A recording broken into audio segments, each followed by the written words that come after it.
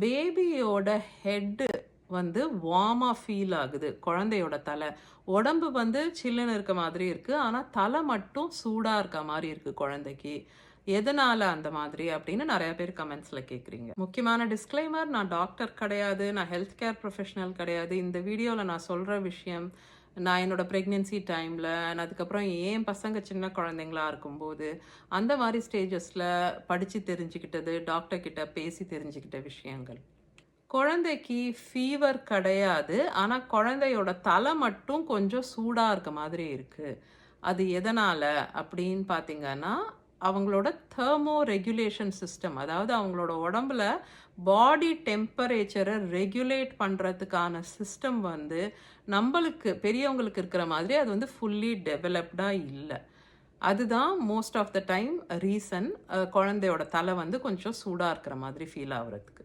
Also நெறையா குழந்தைங்களுக்கு அவங்க ஆக்டிவிட்டி லெவல் பொறுத்து, அவங்க ஸ்வெட் கிளாண்ட்ஸ பொறுத்து, அண்ட் அவங்களுக்கு டீத்திங் பல்லு முளைக்கிற டைம்ல, அந்த மாதிரி எல்லாம் கூட அவங்களோட தலை வந்து சூடா இருக்கிறது உண்டு. ஸோ ஒரு குழந்தை ரொம்ப ஆக்டிவா இருக்காங்க, இல்ல ரொம்ப எக்ஸைட்டடா இருக்காங்க, கைய கால உதச்சிக்கிட்டுன்னா, அந்த மாரி டைம்ல கூட அவங்க தலை கொஞ்சம் சூடா இருக்க மாதிரி இருக்கலாம்.